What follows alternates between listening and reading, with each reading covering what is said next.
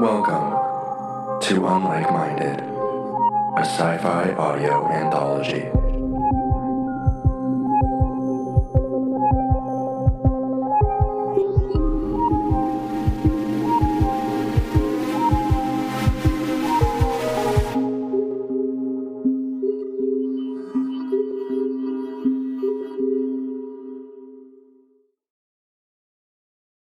Squinting at the Moon by Zackry Colston.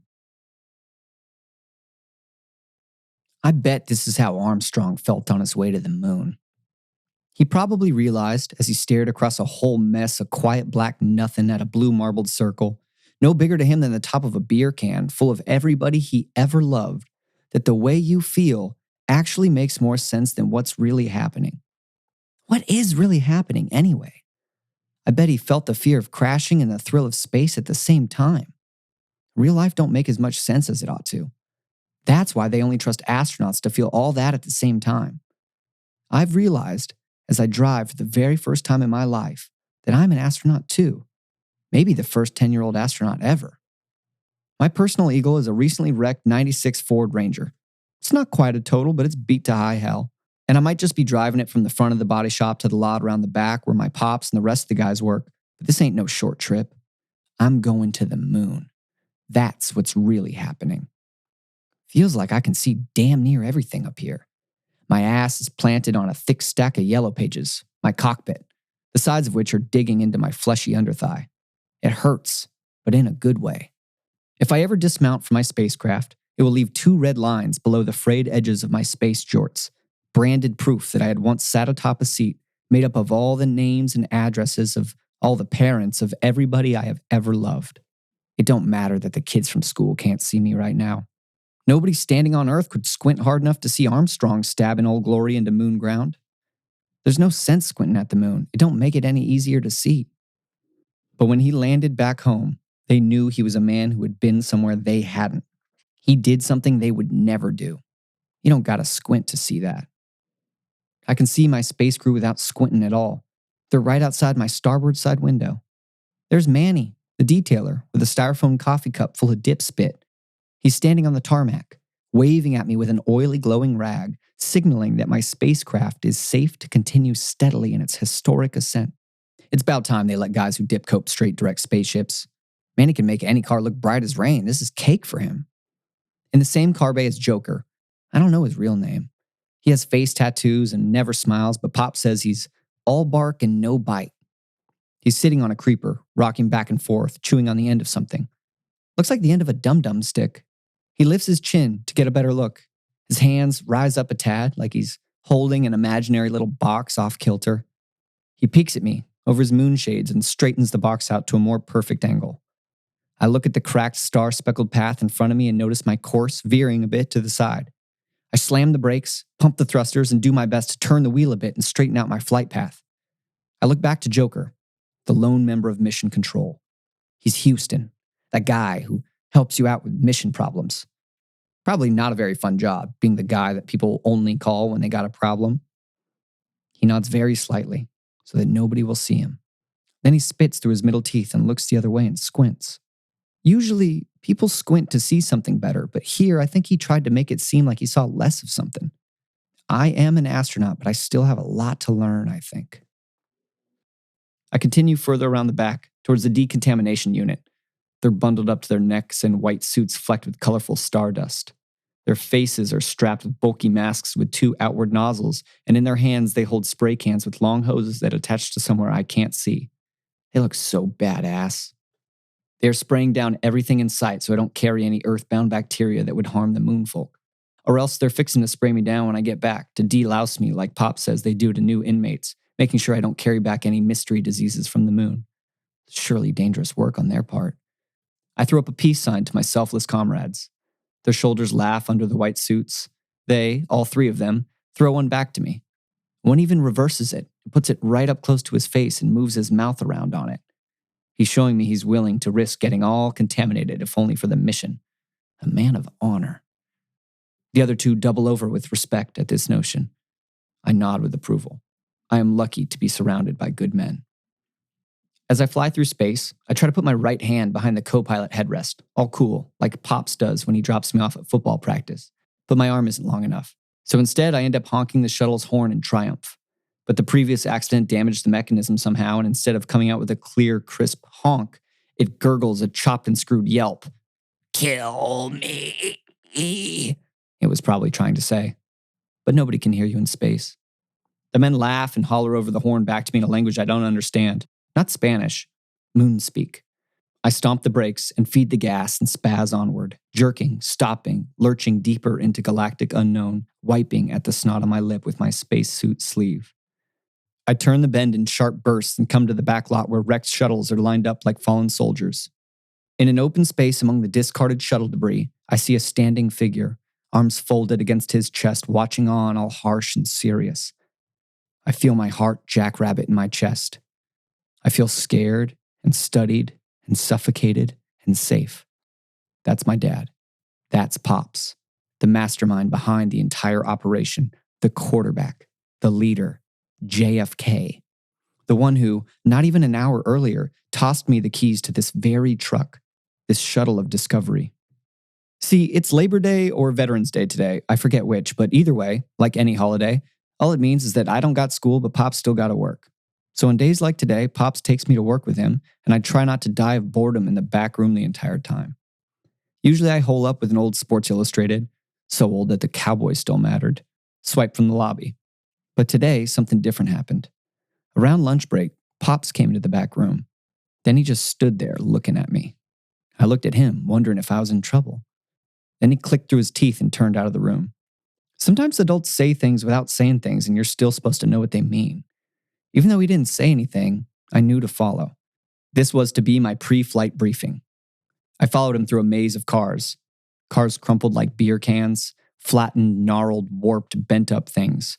Cars with tiny baby dents like they got hit with asteroid pebbles. Little kisses, scratches, bumps and bruises, smashed windshields, shredded cabins and stray hoods. Cars split in half like the hot lady at the magic show. Bumpers and fenders. Optimus Prime's toenail clippings. Everything in between. Until we came upon an old Cadillac. The front bumper was bent in pretty good and the airbag lay on the dashboard all crisp white, deflated and folded up nice like Pops makes me fold up my sheets at the laundromat. There was a branching spider web of cracks on the front windshield all coming from one point. Pops pointed at it and said, "Get you a look at that." I looked at it. He said, "Closer now, boy." So I looked closer. "See anything off about it?" I didn't. It looked like a totaled car. I'd seen hundreds, maybe billions of these things. "Really look now." He wasn't going to let up, so I craned my head forward and squinted so that I could see better. After searching a bit, I did notice something smack dab in the middle of the spiderweb cracks.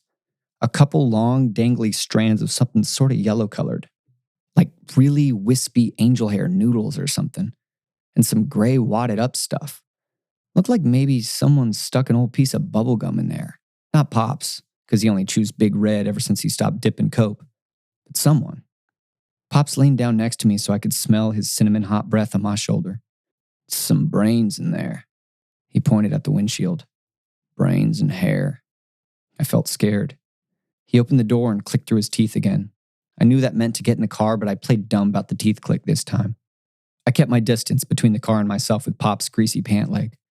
I stood on my tiptoes and craned to see inside. There were faded brown and pink splotches all over the interior. It looked like Neapolitan ice cream when you put it in the microwave so that it melts all together. This particular space flight had clearly been a disaster. This was more like the one that made our teacher cry than Apollo 11. Pop said, "Sit down." I shook my head no. And he said, "It's okay. I gotcha. I'm going to hurt you. Now sit down." Now look, he's fucking JFK. If he pulls rank like this, my hands are tied. What am I supposed to do? Disobey a direct command from the fucking president? Sure, I'm an astronaut, but everyone has someone to answer to. I looked up at Pops and wondered who he answered to. His boss Gil, probably. Well, who does that make Gil in this space race? I'm not sure. But years from now, when Pops gets fired for no good reason at all, I will imagine JFK in a car like this, rolling through Dallas and Gil sneering through the beer can-sized scope of a Carcano rifle. "Come on now, burning daylight." I got in. The seat was crusty on my thighs. It's strange to think those same thighs would soon feel the itchy edge of a phone book cockpit. There were some CDs twinkling on the floor in the passenger seat. Solar radiation panels? There was a Yoo-Hoo bottle on the floorboard. Rocket fuel? There was still a little yellow smiley face hanging from the rearview mirror. Autopilot? I didn't know what to do. I sat there, trying to let as little of me touch the car as I possibly could. After a while, Pops finally spoke. Remember when Daddy used to drink? I remembered the tall Red Dog can he used to always get at the gas station, how it would peek out at me over a brown paper bag stuffed in the cup holder. The red bulldog's face used to scare me. It looked mean, and it barked when he opened it. Pop's breath never smelled like cinnamon back then. It smelled like bad bread. I nodded my head. Well, this girl did too. She wasn't that much older than you, actually. Probably about 7, 8 years or so. Pops continued. She drank and drive and hit a tree. Airbag didn't even go off. Hit her head right there on that windshield. Cracked her skull wide open and left her brain stuck in there. Killed her. I stared at the gray wad. Even though I tried, I couldn't make it bubblegum again. It was like those optical illusion books at school. Once you saw it in a different way, it was hard to turn it back in your mind. What something was and what something felt like were lined up for once. My tummy turned, probably from the G-force machine he was slowly turning on, making sure that my body could handle the future gravity of space flight. Now I'm going to let you drive one of the trucks today. All by yourself. I looked at him wide-eyed. But you have to promise me you'll never get behind the wheel after drinking. Not even after one beer. Not a sip. I nodded. The G-force clearly turned to a 10. I felt like throwing up. I promise. Pops, like JFK, never shows weakness in front of his astronauts. He is a strong man, a proud man, a man with more mystery within him than we astronauts will ever know the true depths of. But right then, I saw him blink the red in his eyes away. Then he squinted into the sun just like Joker would do later on. Good, he said. And if you ever do, I'll kill you myself, I swear. I didn't know what to do, so I tried clicking through my teeth. Boy, you better speak when I talk to you. No dice. You won't have to, I said. All right. You ready to drive? I nodded. Then Pops chuckled and grabbed me by the rear of my shirt collar like a pup and lifted me out of the training apparatus. I swear, JFK is stronger than any man on earth. There he is now, standing at the back of the empty space, watching as I jerk the shuttle in. Something funny is happening to me as Pops watches over the end of my trip. Before, when the other guys were watching me, I could touch the thruster or turn the wheel a little or hit the brake without much problem. I'm doing about the same now, but the only funny difference is that now I'm not just doing something. I'm thinking about doing something while I'm doing what it was that I'm thinking about while I'm doing it. That, plus the gravity change from hurtling back to Earth, is enough to make your head spin. I want JFK to be proud of me when I land the shuttle. I want him to trust me with more space flights, and I want him to pat me on the back, and maybe he'd let me sit in a big chair while we watch football on Sunday morning after church. I want to chew Big Red like him, even though it gives me a headache. I want to drive like Pops does with one hand on the wheel and the other hand holding a cup to spit sunflower seeds in. I want to learn how to shuck those seeds in my mouth and not my fingers. I want to know when to talk with words and when to talk without words. I want to know when to squint and when to keep my eyes open. I want to walk on the moon. The last 20 feet of the journey are about as herky-jerky as the entire rest of it all put together. I start and stop and the truck bucks wild and I can feel my armpits try to warm me with sweat. All the while, Pops is standing right there between me and the broad side of the wall. He don't so much as flinch when the shuttle lurches forward at him and stops hard. He ain't even looking at the shuttle, he's looking right at me. If I don't nail this right, I might hurt him. 10 feet.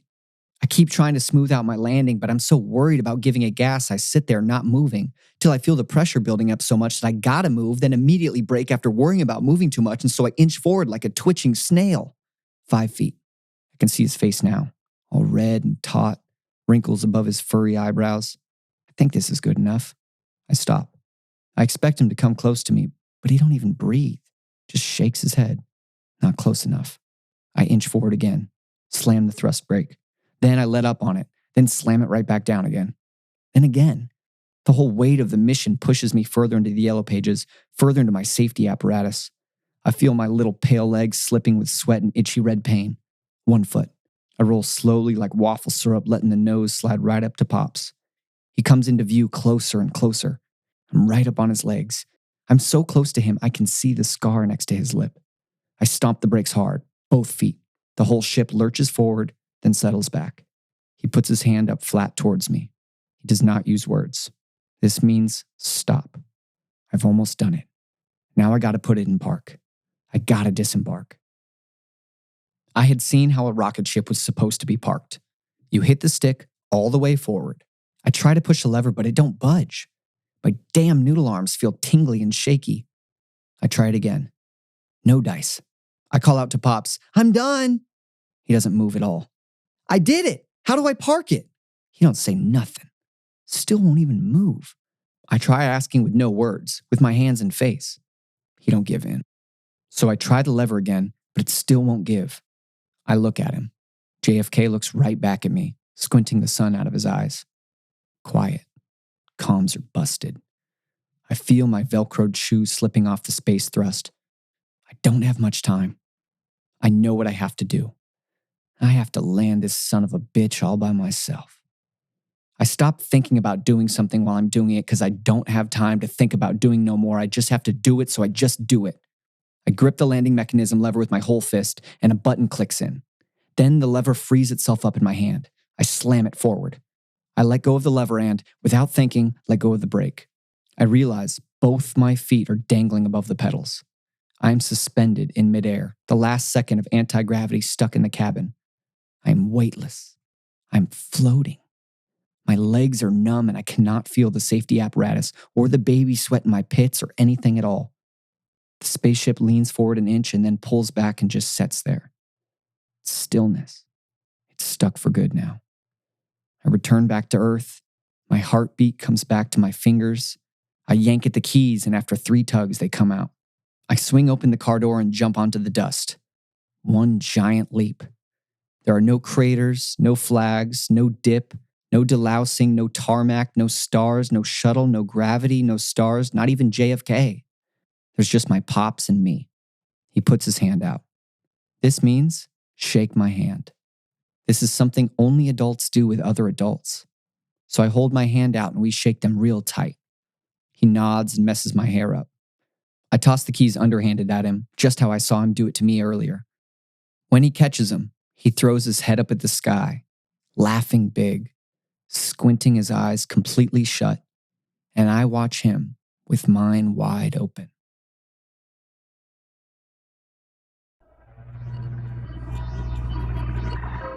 This has been Unlike Minded, a sci-fi audio anthology. Collection 2, A Traveler's Guide, Stories about Space, Time, and Other Worlds. Squintin at the Moon was written and narrated by Zackry Colston. Unlike Minded is an August year-round production, created, produced, and edited by Robbie Hyne. We'd like to give a special thank you to everyone who has supported this independent podcast production. You can keep up to date and find more info about this podcast and others on Instagram at the handle AugustYearRoundProd or email us at augustyearround@gmail.com. And be sure to subscribe, leave a rating and review, and tune in next week for another episode of Unlike Minded. Thank you for listening.